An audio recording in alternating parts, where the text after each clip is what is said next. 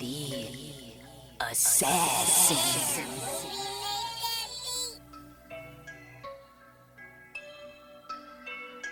You know I break necks, call me Jack Tate.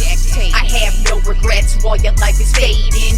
I'm a crazy fuck equivalent to Satan. When I'm behind the mic, I feel like the greatest. You know I break necks, call me Jack Tate. I have no regrets while your life is fading. I'm a crazy fuck equivalent to Satan. When I'm behind the mic, I feel like the greatest. What up, y'all? You're listening to Sports Talk with Tropp, and I'm your host, Katie Tropp. Well, before we get into all the sports from the weekend, I did just drop a brand new lyric video for my single, Little White Girl from the Suburbs. So you can check that out on my website, katietropp.net, or on my official YouTube page, youtube.com/katietropp. So go check that out.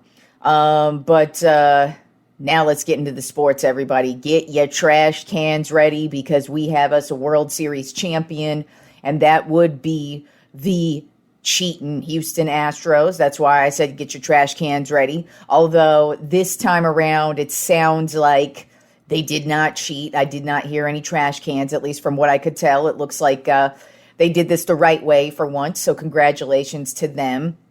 But it is kind of funny that they did win, just because now nobody can say anything anymore. I mean, yes, you could bring it up for the season that it happened when they cheated, but now they have officially won a World Series, and even after the cheating scandal, they made the postseason and made other World Series as well. So let's finally move along and get over the cheating Houston Astros shit because they are now champs.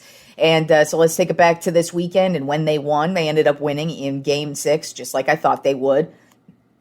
And it was basically just Houston Astros domination yet again. They would end up winning 4-1. Framber Valdez, he would pitch his second game of the series, and it was another lights out game. He did give up one home run to Kyle Schwarber, which was really what busted open the scoring drive, but it busted open the scoring in the wrong direction for Schwarber, because he hit a home run. But then in the following inning, the Astros would come up and they would actually tie it up. But then they would get going, and actually Pena and Alvarez they would end up bringing in some runs, and the Astros ended up winning Game 6. And they are now the World Series champions for the 2022 season. So congratulations to them. Congratulations to Dusty Baker. This is his first World Series championship. Like I said before, this is the last really thing that Dusty Baker was missing from his resume. So congratulations to him. I've always loved Dusty Baker. He used to manage the San Francisco Giants, so I've always had a soft spot for the dude. He's always been he's just a great piece of baseball. He was a great baseball player. He's been a great manager, and congratulations to him because he was able to, he did inherit a good team, but he was able to keep them in it every single year that he's been with them. They were finally able to get over the hump this year. The World Series MVP was actually the ALCS MVP as well. Rookie Jeremy Pena, the shortstop, he just had a phenomenal year. I mean, I've been raving about this guy basically since the jump, but he's really just had a great postseason. You know, usually sometimes a rookie will have a great regular season and then kind of fade away in the postseason because he's not used to being there. But Jeremy Pena did not. He did not shy away from the moment at all. He actually brought the force all the way from the ALCS into the World Series. He went 10 for 25 with a home run, 3 RBIs. He had overall in the playoffs, his batting average was a 345. And he also played phenomenal defensively. So really, it was just a great overall win for the Houston Astros. Their starting pitching was great all season long. They did have a couple of bad games in the World Series, but that is why it's called the World Series, because you play a 7-game series to sometimes your pitcher will have a bad game, and sometimes they'll just pitch like Valdez and pitch 2 gems. So it was a good series overall. Like I said, I thought the Astros kind of took the wind out of the Phillies' sails. a couple games ago, and they really just continued on all the way into Game 6. And I mean, they really deserved it because they were the best team, hands down, all season long from start to finish. They dominated the American League. They dominated their division, and then they dominated the postseason, and then they dominated the Phillies in the World Series. So congratulations to the Astros. It's going to be interesting to see if they're able to repeat for next year because, Jeremy Pena is only a rookie, and I mean, they still have a lot of dudes on this roster who are going to be sticking around for quite some time. So I have a feeling we're going to see the Astros yet again in the postseason, but they were able to come out on top this time. So congratulations to them. And now it is time for the baseball offseason, and I'm looking forward to that because there is a lot of good free agents out there, and there's a lot of teams looking to spend a lot of money. So it's going to be very interesting to see what happens with great players such as Aaron Judge, but not only just Aaron Judge, but Trey Turner is going to be out there as well. And Trey Turner is just as good as Aaron Judge. He doesn't hit as many home runs, but I mean, Trey Turner is he is a five-tool player because he's going to get you, he's going to help you out defensively, but he's also going to help you out offensively. So I've been hearing rumblings that my San Francisco Giants are going after both players. I don't know if they'll be able to get both of them, but I would be happy with one of them. So looking forward to seeing what happens in the offseason for baseball. All right, so let's get into week 9 of the NFL, starting with the Los Angeles Chargers at the Atlanta Falcons. The Chargers kind of did what the Chargers always seem to do. They're such a weird team. I really want to believe in them because I think Justin Herbert really is the real deal. He's a good, solid quarterback, but this team just can't ever put it together. And when you feel like they are going to put it together, and they should put it together against a team like the Falcons, they don't. Now, they did end up getting the win 20-17, and it was basically a comedy of errors to end the game because the Chargers were driving. The score was actually tied at 17. Chargers were driving, and the wide receiver ended up fumbling the ball. And for the Chargers, and the Falcons ended up picking up the fumble. Defender starts running, and as he's running, he just magically fumbles the ball as well. And then the Chargers get the ball back, and then that's when they're able to drive back down the field, get in the scoring position, and kick the game-winning field goal. Justin Herbert did have a solid game. He went 30 for 43 with 245 yards and a touchdown. And his wide receiver of choice was Jordan Palmer with 8 receptions and 106 yards. But like I said, I felt like the Chargers should have they should have kicked the crap out of the Falcons because the Falcons aren't that good of a team. They could score some points, but they're just not that good. But I expect a lot more from the Chargers. The AFC West has, other than the Chiefs, has pretty much been a big disappointment. Even though the Chargers are 5-3, I think they're kind of a shaky 5-3 right now at the halfway point in the season. They still have a lot of football to play, but they have not made me a believer just yet. Then we had the Miami Dolphins at the Chicago Bears, which was just a offensive output, which I did not expect, especially on the Bears side of things, but they really made it a game all the way till the fourth quarter. The Dolphins did end up getting the win 35-32. Tua Tagovailoa had yet another solid game. He went 21 for 30, 302 yards and 3 touchdowns.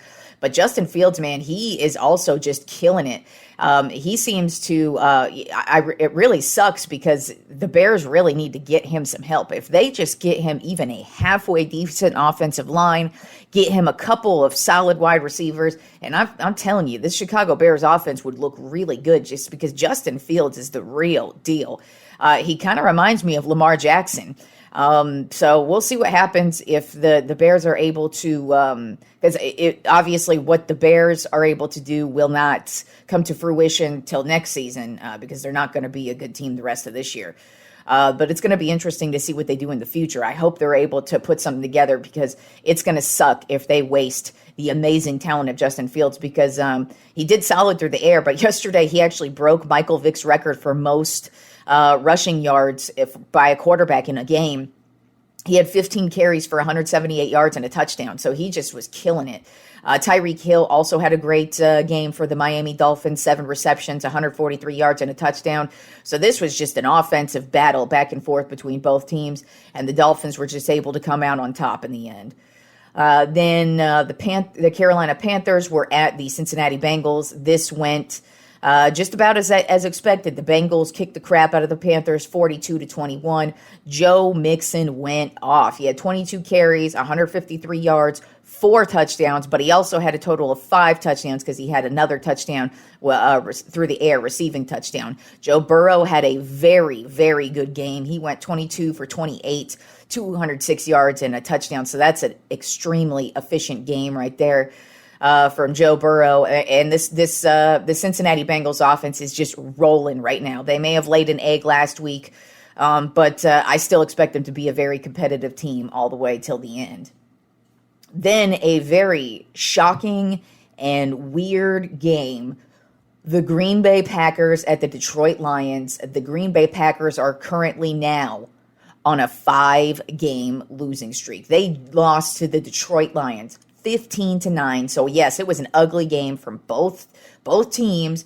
I kind of had a feeling this was going to be the game, the get-right game for the Packers. I really kind of feel like what you see is what you get at this point in the season. There could be those, there's always a second half turnaround from some team, but you kind of saw a spark in them at the beginning of the season, and you don't see shit from the Packers this year. They are just an absolutely atrocious team, especially on the offensive side of the ball.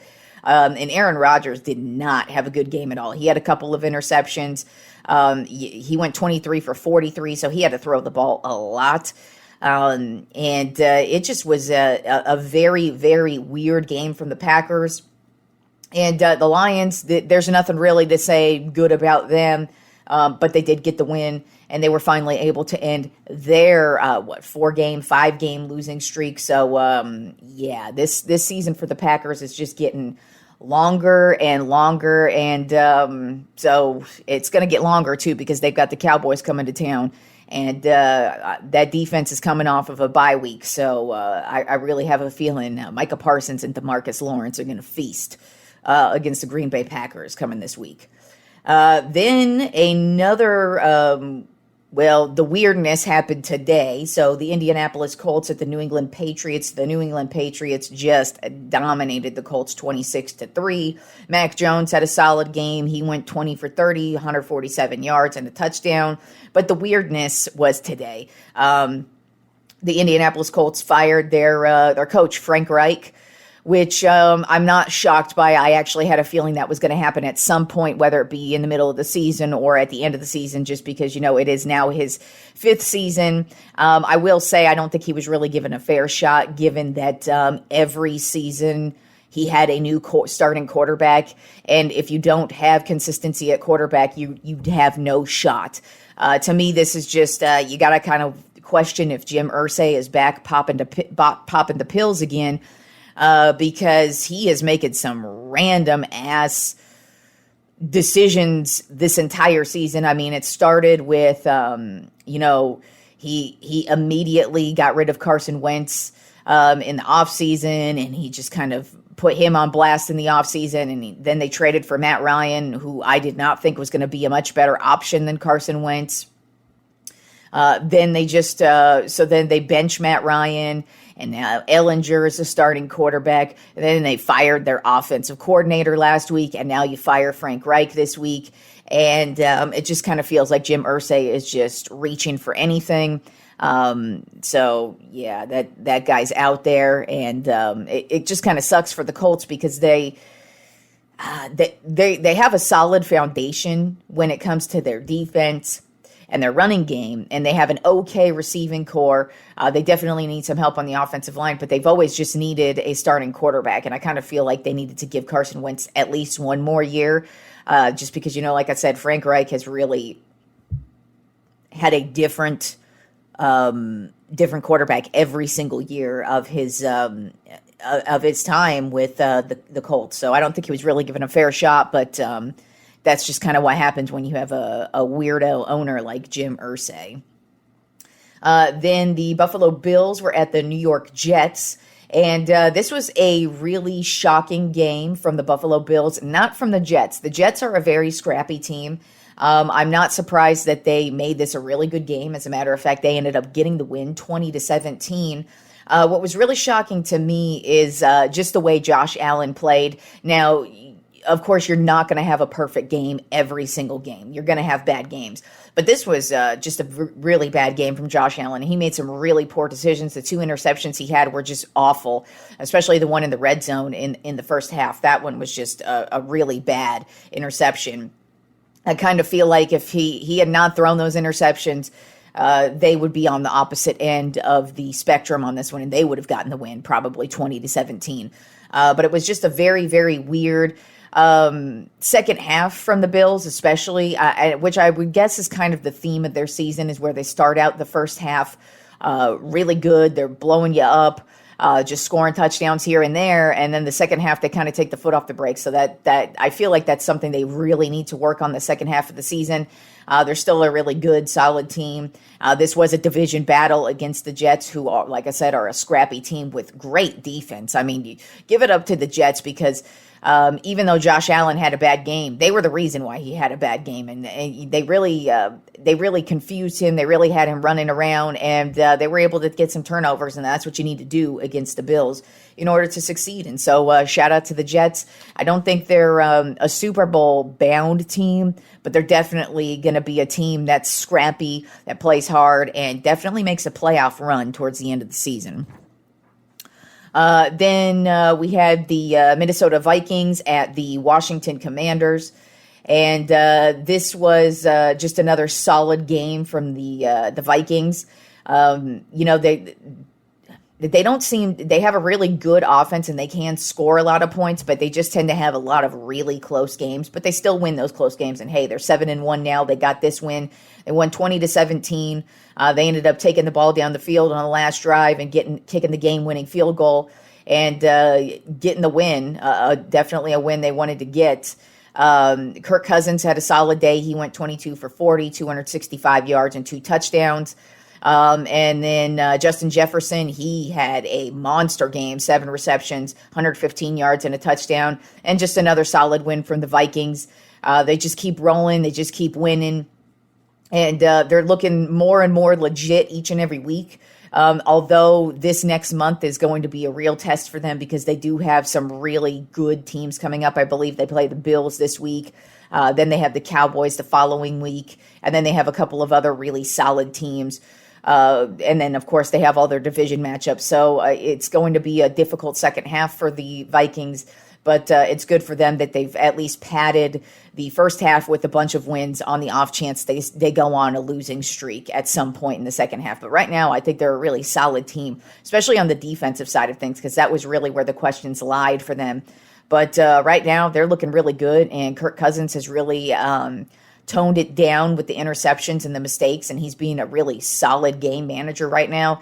And he's got a lot of weapons between Dalvin Cook and Jefferson and Thielen. So then they traded for Hawkinson, and who also had a big game. So I'm really liking what I'm seeing from the Minnesota Vikings, at least right now.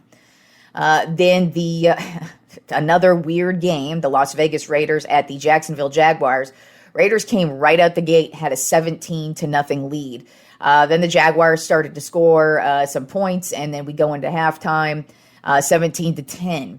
And then the Raiders weren't able to score another point in the second half. Jaguars were able to just go on a little bit of a tear there, and they ended up getting the win, 27-20. Las Vegas is just not looking good at all. The second half has not been their friend pretty much in any game this season. Devontae Adams, he had a really good game. He had probably what you would call a career game. He had 10 receptions, 146 yards, and 2 touchdowns. Derek Carr didn't have a terrible game. He went 21 for 36, 259 yards, and 2 touchdowns. Travis Etienne for the Jaguars, he had a monster game, 28 carries, 109 yards, and 2 touchdowns. So I feel like that was a really the main factor as to why the Jaguars were able to get this win, just because they were able to take a lot of time off the clock. Everything didn't lie on Trevor Lawrence, but the good thing for them is they were able to make a comeback. You know, they were down 17-0. When I saw that the Raiders were up, I was like, oh, wow, maybe the Raiders are going to actually pull through, get the big win. And no, they did what they do, and that was stumble yet again in the second half. They blew a 17-point lead, and the Raiders are reeling right now. So it's going to be interesting to see how the rest of their season turns out. Jaguars, on the other hand, I kind of expected this from them this season, where I knew they were going to have their growing pains. I knew they weren't going to be a great team, but I knew they were going to get wins here and there. And so this win is not that surprising to me. Then the afternoon games, we had the Seattle Seahawks at the Arizona Cardinals. And the Seahawks just keep winning. They are such a weird team. I still don't believe in them, even though they got this win 31-21, and they really dominated the Cardinals from start to finish. And I mean, Geno Smith had yet another phenomenal game, 26 for 34, 275 yards, 2 touchdowns. Kenneth Walker III, their running back, had another great game, 26 carries, 109 yards, 2 touchdowns. They're just offensively, I don't know what's going on with them, but they're just making the big plays. Geno Smith is just not making any mistakes, and they're just playing great, whereas the Cardinals, I knew they were going to have their struggles this year, but man, they look terrible. I think they're probably the biggest disappointment this season so far, just because, you know, when you look at the Packers lost Devontae Adams. So you knew there was a possibility they were going to lose a step on offense, just because they lost one of the best receivers in the game. Then you look over at the Colts, and you kind of felt like they might have had the possibility of being a good team this year, but really there was so much uncertainty with them, especially with Matt Ryan. And so them not succeeding right now is not that surprising. But the Cardinals, you know, they've got Kyler Murray. They have DeAndre Hopkins. They have Connor at running back. They have a pretty decent defense. They have J.J. Watt, you know, so it's just like they don't have a terrible team. They actually have a pretty solid nucleus, and the fall off so far for them has been really bad. Now they have been swept by the Seahawks this season, which is just crazy, because I did not expect this from the Seahawks, and I really didn't expect this from the Cardinals. Like I said, I expected the Cardinals to struggle. They were not going to be like a great team to me, but man, they just haven't put together anything, and I feel like the Cardinals probably are not going to make the playoffs. There is still a whole second half to go, but you know, they're yelling at each other on the sidelines. They're just not on the same page at all. And I wouldn't be shocked to see Cliff Kingsbury get fired here pretty soon, just because this team, it has no camaraderie, and they just have no consistency, and they also have no identity. So I don't know what's going to happen from them. I don't know what else you can expect from them.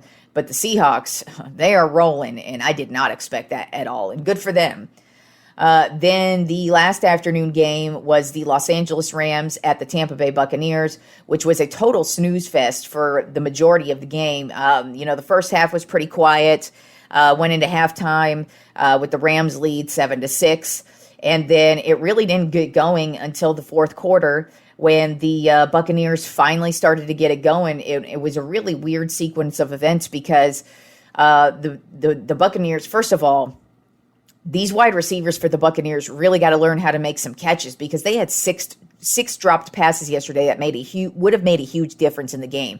A few of them were for first downs or even touchdowns, and they were right in the breadbasket. They weren't even like questionable passes. These are passes that anybody, including myself, like if Tom Brady was throwing this pass to me, I would make that catch. And I am not a professional football player who's been doing this my whole life. So it's very pathetic to see these receivers dropping these really, really easy bombs. But also at the same time, their ground attack can't get going. But it's the same thing for the Rams. I mean, the Rams offense is so anemic. It's so weird because, you know, they've been so dynamic the last couple of years, especially last year.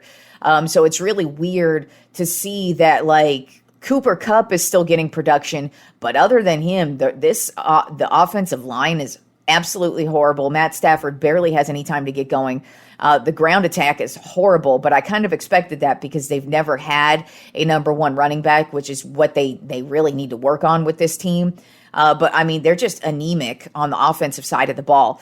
And so towards the end of the game yesterday, the Rams had the lead, and the Buccaneers were driving, and the Buccaneers ended up having to waste a timeout. And they are in scoring position, and they had to score a touchdown because I think they were 4 points behind at that time. And so it didn't matter. They needed a touchdown. They could not go with the 3 points. So it was like 4th and goal, or they got within, 1st and goal, 2nd and goal. And at one point during this phase, they had to burn a timeout. And so they only had 2 timeouts after that.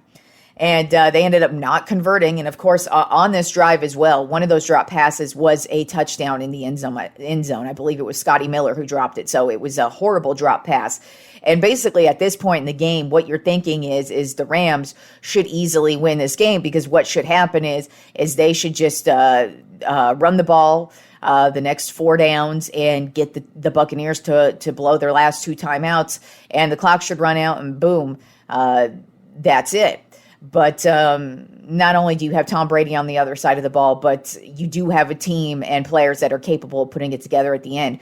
And what I think happened was I think the defense, and you could tell this by what Jalen, Jesus Christ, Jalen, I'm forgetting his last name.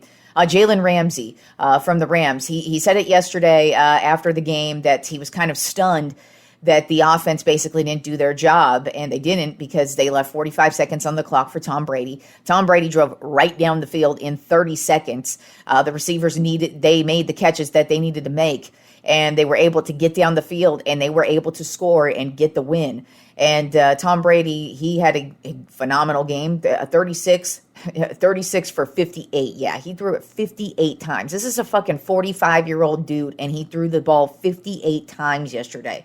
That is unacceptable, and I'm sure his shoulder hurts like crazy today. He did pass for 280 yards and a touchdown, but most importantly, he is the first player ever to throw for over 100,000 career yards. So congratulations to him. Yet another achievement for Tom Brady, and that's just crazy to think how much yardage is on that arm right there. But Cooper Kupp, he did have a really good game. He had 8 receptions, 127 yards, and a touchdown. But other than him, that Rams offense is very anemic. The defense let them down at the end, just because I think they were kind of stunned that Bucs defense was back out, or that Bucs offense was back out there. And you got Tom Brady out there, and you can never count Tom Brady out, and that's why. And they got the win, 16-13. And then the Sunday night game ended up being a very good game as well. The Tennessee Titans at the Kansas City Chiefs. The Chiefs did get the win in overtime, 20-17. For the most part, though, the Titans were winning this game. I kind of feel like if Ryan Tannehill played the game, that they probably would have got this win, just because now I see why Malik Willis fell so far in the draft, because that dude sucks. We have now seen him in 2 games, and that dude throws like a girl. And yes, I mean that as an insult. He throws so bad. He can run, and that is all the dude can do, but he cannot throw. He had a whopping 86 yards passing last night. 86 yards. Dude, I can throw for 86 yards. So that was just pathetic. I see why Malik Willis fell so far in the draft. And it just sucks because Derrick Henry had a solid game. He had 17 carries, 115 yards, and 2 touchdowns. It looked like he was going to really carry them and get this win. And this Titans defense, they really know how to take care of business. Even though Patrick Mahomes had a great game. I mean, speaking of Tom Brady throwing for 58 pass attempts, Patrick Mahomes had 68 pass attempts. He went 43 for 68, 446 yards and a touchdown. He had a great game. He also made some big runs as well. So, I mean, just once again, Patrick Mahomes, to me right now, he is looking like the MVP because he's really carrying this team on every level, in every single way. The dude is getting it done. But like I said, it felt like the Titans were in his head, and they were able to just mess with him. They got a couple of sacks, they got a couple of turnovers. They were pissing Travis Kelce off all night. So I mean, they were really getting in the Chiefs' head, and they always do play the Chiefs very well. I really only expected the Chiefs to get this win because they were coming off of a bye week, and Andy Reid in a bye week, he always wins for the most part. So that's really why I picked them. But the Titans, if Tannehill played, I feel like they would have got the win just because defensively they were holding it down. Derrick Henry had a great game, but the Chiefs ended up making a comeback. They ended up tying the game in the fourth quarter, of course, because like I said, Patrick Mahomes made the big plays, and then took it into overtime, and the Chiefs got the win, 20-17. And also in overtime, I mean, you could just see Malik Willis. He was just falling backwards, and he just kept getting sacked, and it was just a horrible, horrible game from Malik Willis. So it kind of sucks for the Titans because I kind of feel like they would have walked away with that win with Tannehill playing. And then tonight's game, the Monday Night Football matchup, is the Baltimore Ravens at the New Orleans Saints. Right now, the Ravens are a 3.5-point favorite. The Saints just have not been a good team, and they just really haven't been a good team, especially the last couple of weeks. They really don't know what they're doing at the quarterback position. I couldn't tell you who's starting at quarterback tonight. Is it Andy Dalton? Is it Jameis Winston? Doesn't matter. I don't know. The Baltimore Ravens, they're not killing it this year, but they're still playing pretty solid football. Defensively, they're not bad. And then, of course, Lamar Jackson's having a phenomenal season so far. So I just kind of feel like this is going to be a good game for the Ravens. Even though the New Orleans Saints, they are known for having good games in prime time, I just don't really see them having a good game. They're not really a good team at this point in time. So I have the Baltimore Ravens rolling over the Saints tonight, 31-17. All right, now moving on to my Tropp 10 NBA power rankings. We had a little bit of movement this week, not a lot, but at the top we did have a couple of teams. So let's start it off with number one, which is the same team that it's been, and that's the Milwaukee Bucks, because they are still the only undefeated team in the league. They are 9-0. This past week, they beat the Detroit Pistons, the Minnesota Timberwolves, and the Oklahoma City Thunder. And it's just all about Giannis Antetokounmpo. The dude is just scoring at will. He's getting rebounds like no other. He's getting blocks. He's just doing it all. And the Bucks are just having a phenomenal season and just getting better as it goes on, and have yet to lose. So they are number one yet again this week.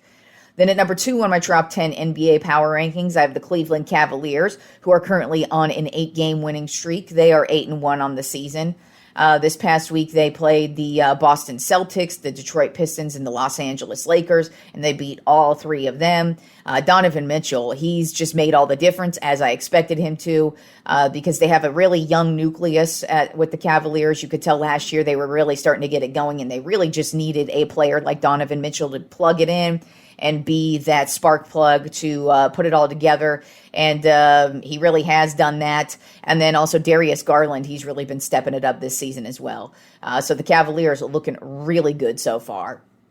Then at number 3 on my Tropp 10 NBA power rankings, I have the Phoenix Suns, overall record of 7-2. This past week, they beat the Minnesota Timberwolves and the Portland Trailblazers, but then also lost to the Portland Trailblazers as well. It's really their big 3 is just holding it down on all levels. Booker is just scoring at will. Ayton is just killing it in the paint and getting all the rebounds he possibly can. And then CP3 is just, he's just making all the moves and getting all the assists. And doesn't look like he's lost a step either. So the Suns looking really good and picking up right where they left off last season also. Then at number 4 in my Tropp 10 NBA power rankings, I have the Memphis Grizzlies, overall record of 7-3.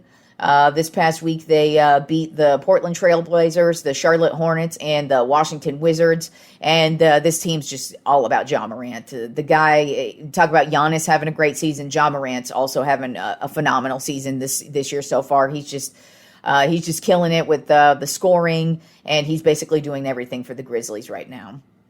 Then at number 5 on my top 10 NBA power rankings, the Utah Jazz. They will just not go away.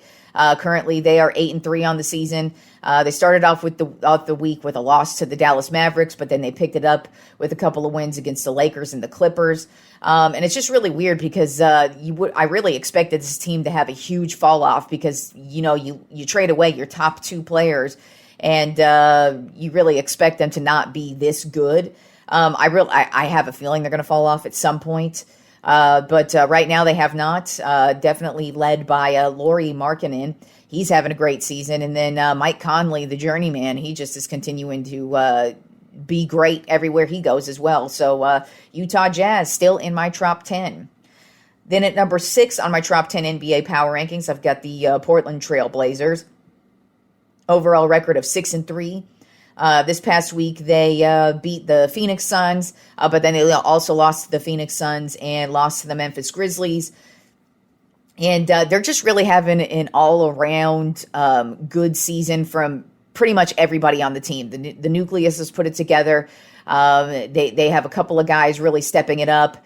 And they're, Damian Lillard, he did have to go to sit for a little bit with the injury, but so far, the Blazers are looking really solid right now. Then at number 7 on my top 10 NBA power rankings, I've got the Boston Celtics, overall record of 6-3. This week, they started off the week with a loss to the Cleveland Cavaliers, but then they got a couple of wins against the Chicago Bulls and the New York Knicks. Right now they are first, but with points per game in the league right now with 100, they're averaging 119 points per game. So they are just scoring at will. Jason Tatum, he continues to just be the dominating player he is. And, he pretty much leads that team in all categories. Then at number 8 on my top 10 NBA power rankings, I have the Atlanta Hawks, overall record of 6-3. This past week, they got wins against the New York Knicks and the New Orleans Pelicans. So those are some pretty decent teams right there. And they're really just getting a lot of production from Trae Young and DeJounte Murray. A lot of scoring production, but not a lot of defense. So that's really where the Hawks' weakness is. But I mean, right now they're playing well, and if they just keep playing pretty decent, they should make the playoffs in the Eastern Conference, because the Eastern Conference does not have as many good teams as the Western Conference, which is typical for the Eastern Conference. Then at number 9 on my top 10 NBA power rankings, I have the Denver Nuggets. Their overall record is 6-3. This past week, they got a couple of wins against the Oklahoma City Thunder and the San Antonio Spurs. They lead the league in field goal percentage and 3-point percentage. They really are just scoring everybody out of the building. And Nikola Jokic, he is having another MVP season. I mean, he is leading this team in every single category. He basically is averaging a double-double a game. And it's possible he could win yet another MVP this season. So Denver Nuggets looking good again. And then rounding out my top 10 this week is the Dallas Mavericks, overall record of 5-3. This past week, they got wins against the Utah Jazz and the Toronto Raptors. And this team's really just all about Luka Doncic. In all 8 games, he has scored over 30 points per game. And that is an NBA record. He is only the second player to do that behind Wilt Chamberlain. So we'll see if he's able to catch Wilt. He's still got about like 20 more games to go. But Luka, I really expected a great season from him. And so far, he is having a great season. And usually we don't talk college football until Wednesday's show. But we had so many upsets this weekend. I've got to talk some college football today. So we're going to round out today's show discussing some of these upsets that we had over the weekend, beginning with Kansas beating number 18, Oklahoma State. They absolutely obliterated Oklahoma State 37-16, and Kansas is not even a good team. They're not a ranked team. They're a nothing team. So they had no business beating Oklahoma State, but they did. Oklahoma State laid a complete and utter egg, and they should tumble down the rankings this week. Then one of the big games this weekend was number 3 Georgia versus number 1 Tennessee, and Georgia showed Tennessee who was boss this weekend. Georgia really dominated this game. They got the win 27-13. While it wasn't a high-scoring game, Georgia had this game from the jump. And Tennessee really, they were just drowning. Their quarterback had no shot. Defensively, Georgia just really was suffocating.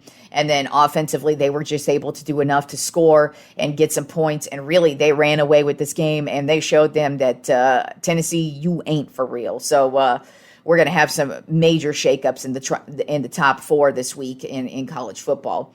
Then my Texas Longhorns, ranked 24, beat Kansas State in their 13th ranked team.